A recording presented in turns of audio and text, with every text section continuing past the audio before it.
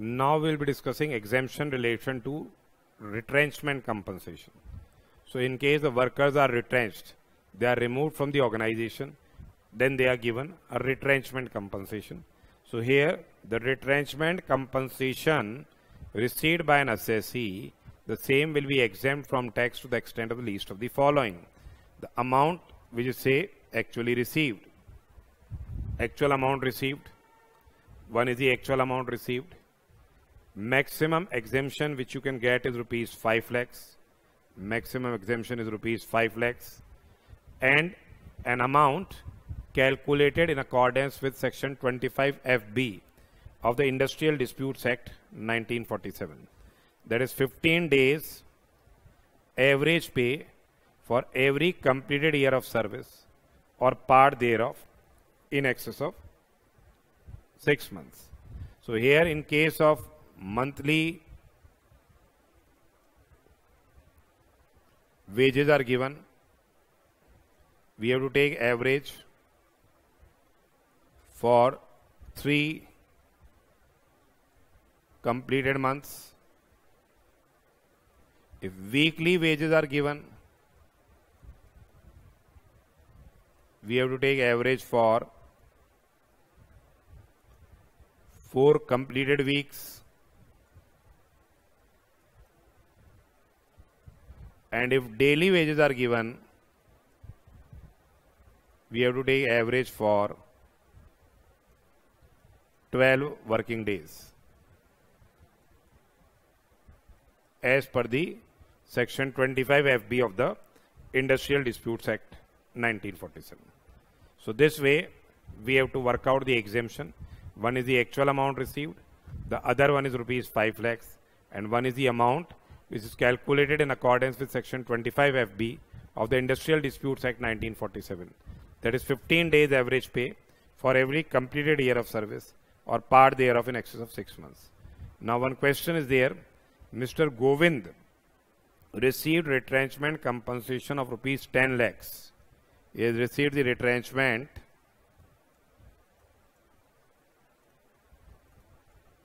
compensation of 10 lakh rupees, and after 30 years and 4 months service, it is here completed year of service or part thereof in excess of 6 months is to be taken. So here completed year of service is what?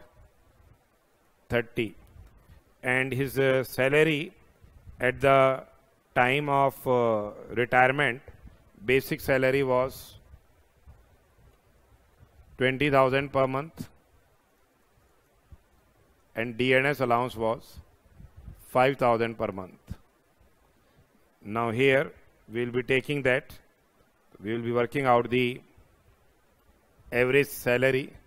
So average salary, it also works out 3 months, 3 completed months average salary is 25,000 rupees. So least of the following amount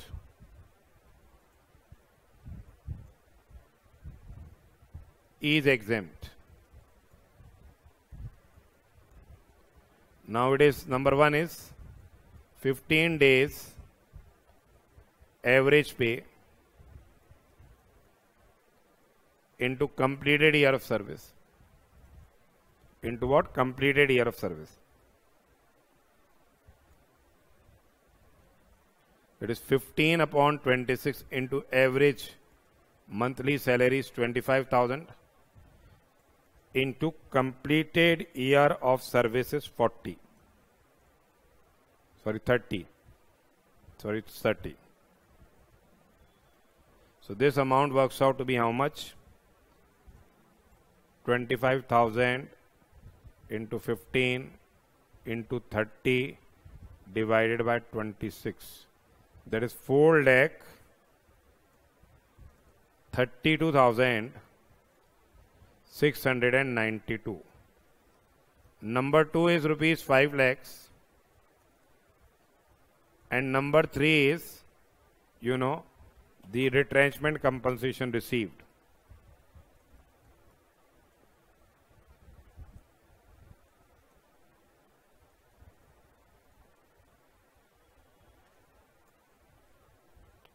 Here retrenchment compensation received is 10 lakh rupees. So the least of the following amount is exempt. So out of 10 lakh rupees,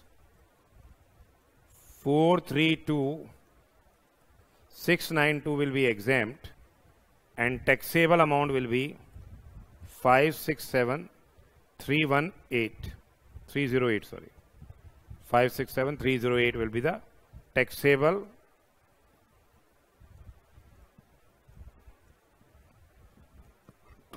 retrenchment compensation. Okay.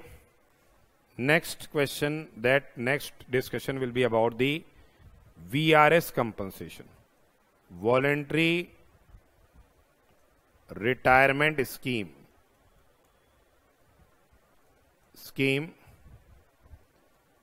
compensation, VRS compensation, that is section 1010C. 1010C, VRS compensation. Here also the maximum amount of exemption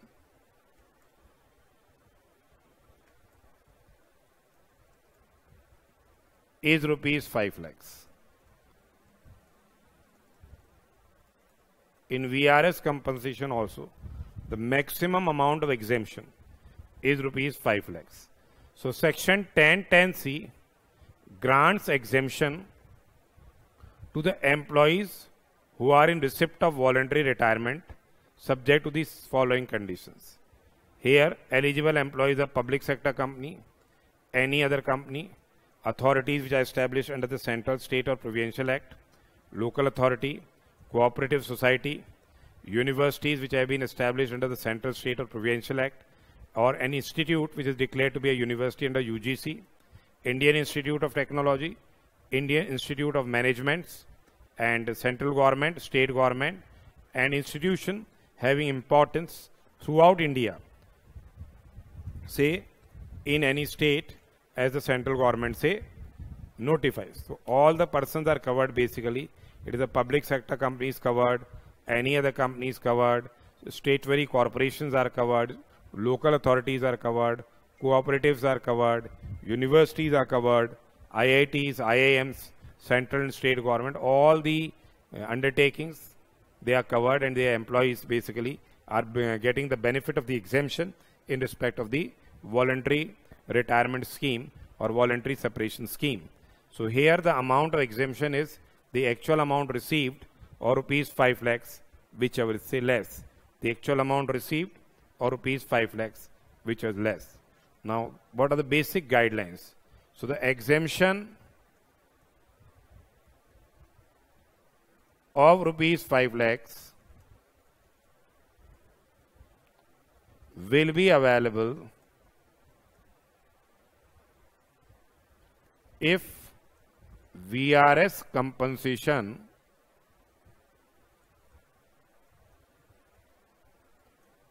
is received, if VRS compensation is received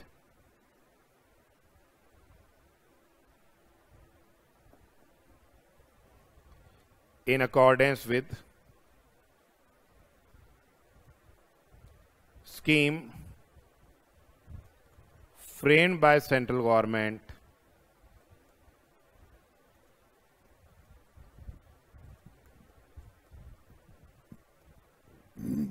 in this regard. Now, what are the basic guidelines to claim exemption? Guidelines for claiming exemption. So here this VRS scheme, it applies to an employee who has completed 10 years of service or say 40 years of age. He has completed 10 years of service or 40 years of age.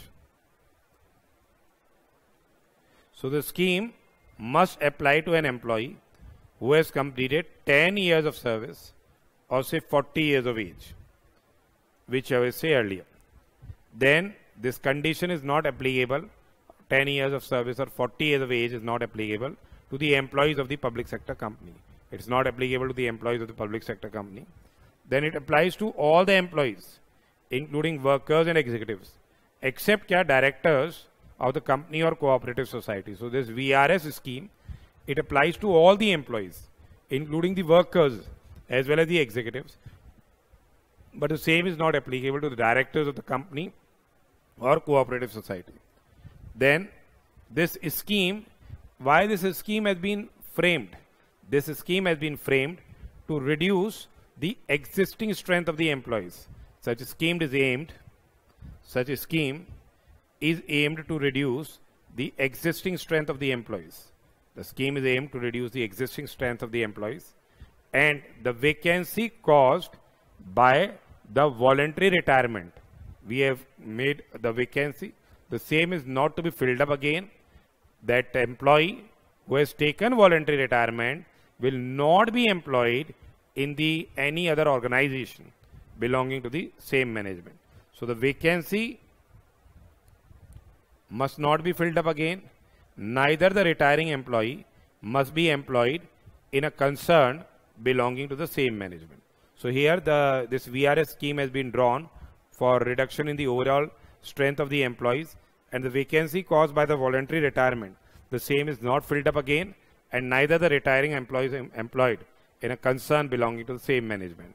Now the exemption amount, the VRS compensation amount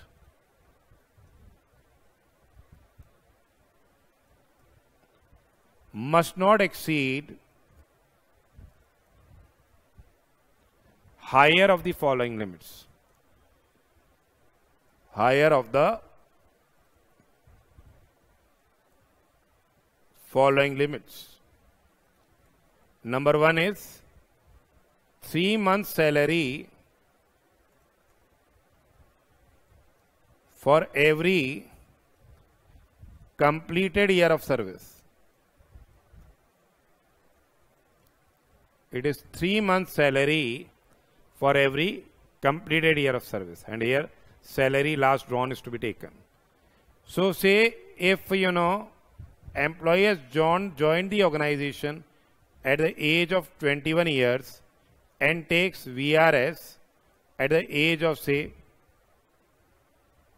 50 years, he has completed 29 years of service. So 3 months salary for every completed year, 29 years he has completed, or balance of months of service left prior to his retirement. If normal age is 60 years, so balance of months of service left is 10 years. That is 10 into 12, 120 months into salary at the time of retirement. That is balance of months of service left into salary at the time of retirement. So here, quantum of the amount receivable must not exceed the higher of the following limits. That is what 3 months salary for every completed year of service, or say salary last drawn into balance of months of service left prior to his retirement or superannuation. And here also salary means what? Basic salary plus DNS allowance to the extent it forms part of retirement benefits, plus what? Percentage wise commission on the turnover achieved. Salary means what? The basic salary, DNS allowance to the extent it forms part of retirement benefits, plus percentage wise fixed commission on the turnover. Then here the exemption is allowed only once. So if an exemption has been allowed to an employee under the assessment year, under this section in any assessment year, then no exemption shall be allowed to him in relation to any other assessment year. So VRS compensation exemption will be allowed only once.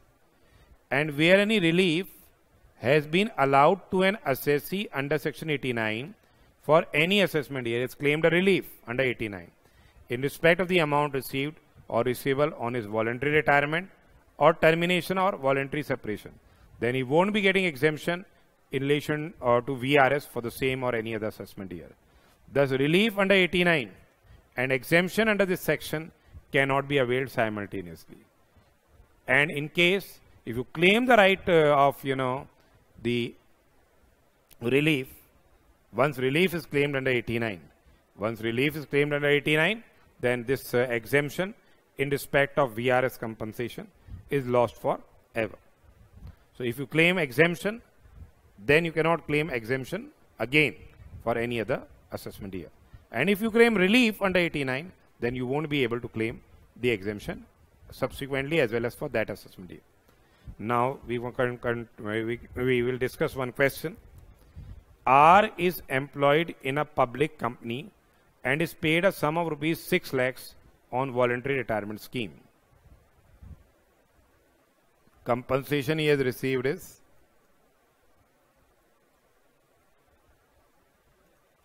rupees 6 lakhs.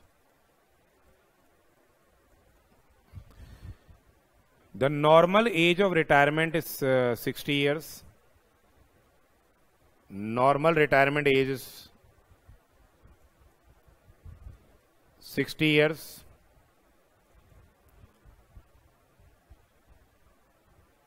VRS taken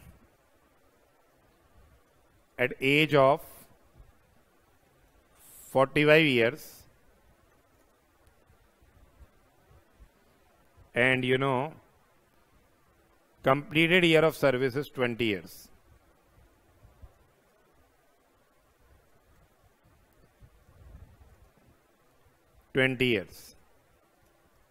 Completed year of service is what? 20 years.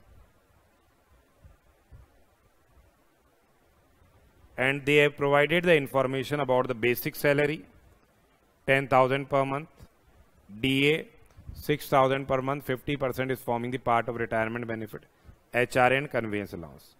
What is the amount of compensation taxable? So here the maximum limit of VRS compensation is what? 3 months salary for every completed year of service.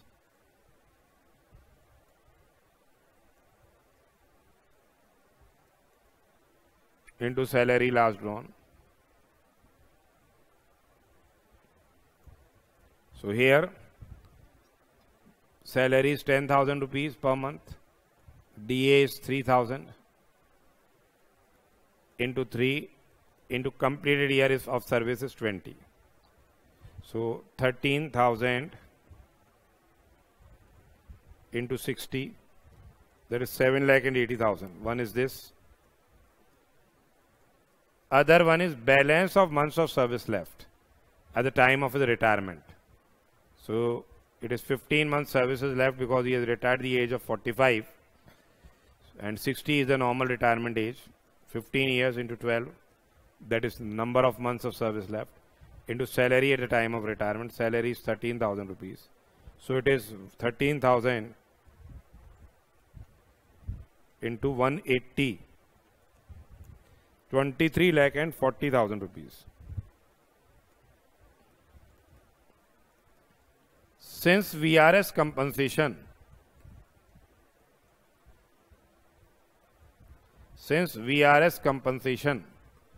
does not exceed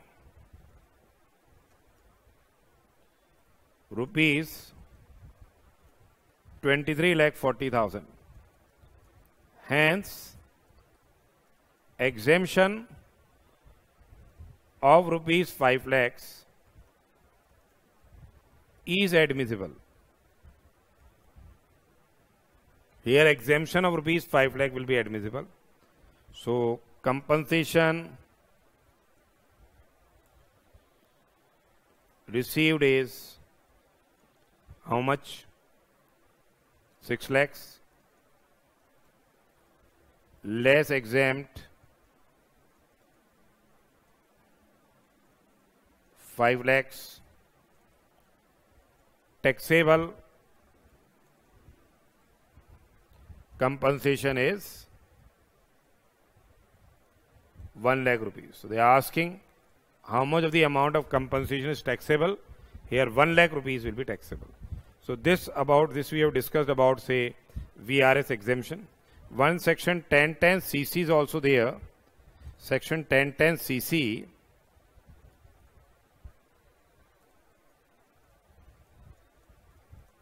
which provides that if any tax on non-monetary perquisites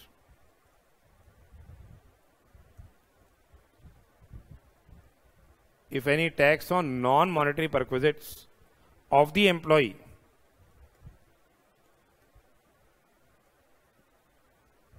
is paid by the employer,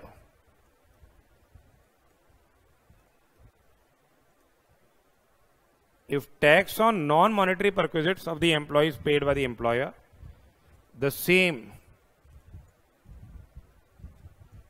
shall be exempt in hands of the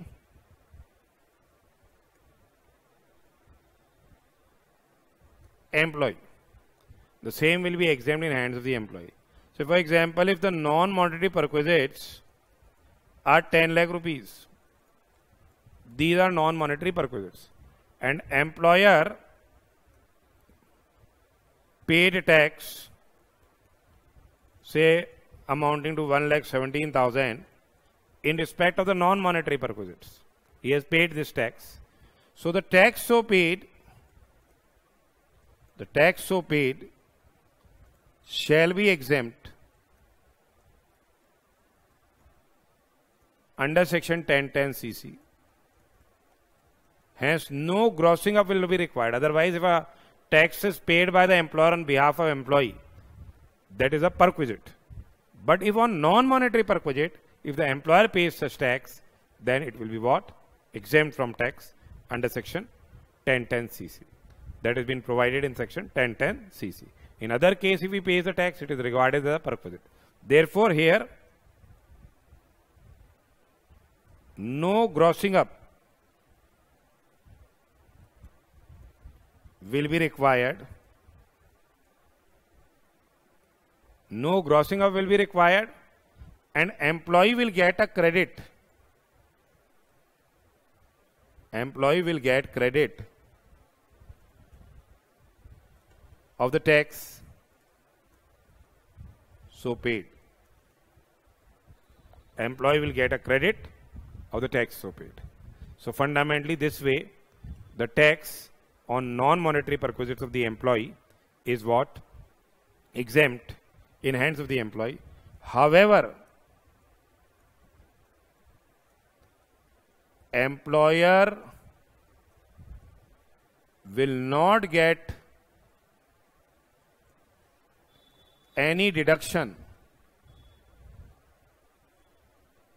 under section 40A 5 in respect of the tax so paid while computing his income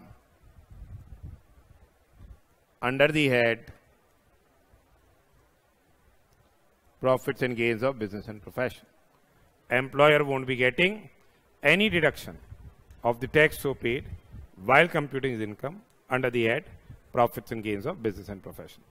Now, in our next lecture, we will be discussing about the tax treatment of the provident fund, superannuation funds, etc.